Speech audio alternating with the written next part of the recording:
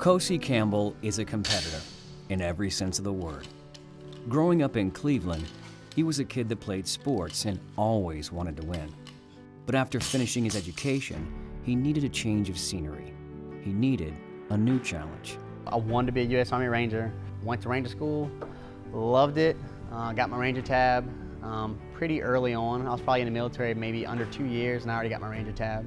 After years of military training, 9/11 happened. Kosi jumped from training into war. As a U.S. Army Ranger, he served multiple deployments, even earning a Purple Heart, but was witness to things no one should ever see, all in the defense of his country. Losing friends, obviously it's a hard thing, especially when they're really close friends, but it's part of life. I mean, I signed up to defend my country and that's part of the job, I guess. Following his time in the military, Kosi moved to North Carolina, searching for something to spark his competitive juices, an outlet for his energy. What he found was CrossFit. It's a community where people are driven to push outside of their comfort zone. They want to be better. They want to do something that's hard. They want to accomplish something. Kosi found a new challenge in the world of CrossFit competition.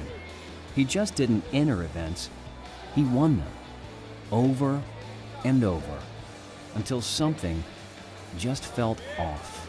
I felt like I was getting weaker. I know it sounds weird, but the way I wrote it off is we're training hard, we're getting ready for regionals. This is just part of it. But it was a little bit more than that. Like my chest started to hurt, which was super weird.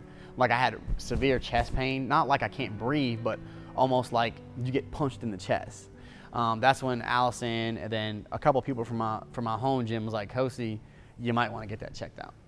Allison O'Brien is Kosi's workout partner, student, and friend.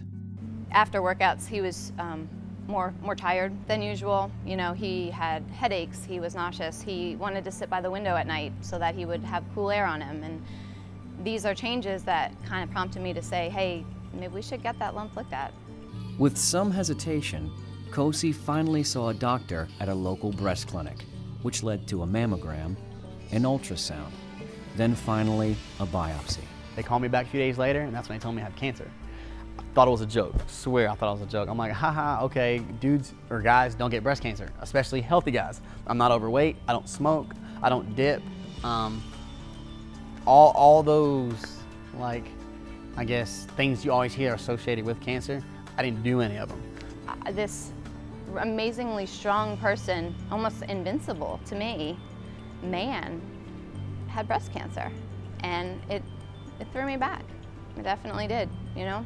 We thought he'd go in and it'd be a lump and it would be gone and no big deal, but it was cancer and it was hard. Hard for Kosi Campbell because he's a fighter. He's an athlete. He's strong in every sense of the word. But cancer can make even the strongest weak. It was hard for a guy who went to war, was wounded, and survived to realize his biggest enemy in life was actually breast cancer. I'll never forget this. I went in for chemo and they pulled me into this room and they hooked me up to the machine. I'm sitting down and I'm getting it with like 10 other people. It was so,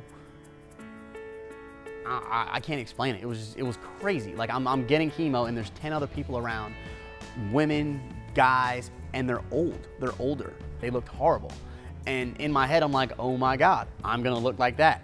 That's when I freaked out. I was like, oh my God. And for me to say I'm gonna be weak and fragile, I'm not used to that. Kosi was weak, but he was determined to recover. His path to recovery was through CrossFit. His outlet in life is CrossFit, you know, so he didn't want to ever stop that, but he was sick. How can somebody like me get this? That's when I got mad. That's when I started to fight because I'm like, there's no way in the world somebody like me is gonna get beat by cancer. After surgery, he had 2 requests. One was chocolate peanut butter pancakes, which we obliged. And the second was immediately to go back to the box to see his CrossFit family. I could see a difference when he was working out. just because of like going through the therapy. You know, the chemotherapy is like a poison to the body. Seeing him go through that, I could see a difference. But I did not see a change in his drive to be on the team, to compete. That it never slowed down, it never changed. If anything, it was more, hey, I got to prove myself that, you know, this isn't going to take me down. I think it was more on the other side that he was trying to push, you know, rather than that hurting him. For Kosi, there was no looking back. He never thought about or feared death. In fact, he was more afraid of losing something else. I was more worried about losing my hair for obvious reasons. When he lost it, it was emotional for him, and that we joke about it. But you know, I was there when he lost the first big clump, and it was a very hard moment for him, because it was almost like, we're here now. This is real. But now, this is real. Just a little more than a year after diagnosis, Kosi is cancer-free and working as hard as ever in the CrossFit box, doing what he does best: fighting, competing, succeeding.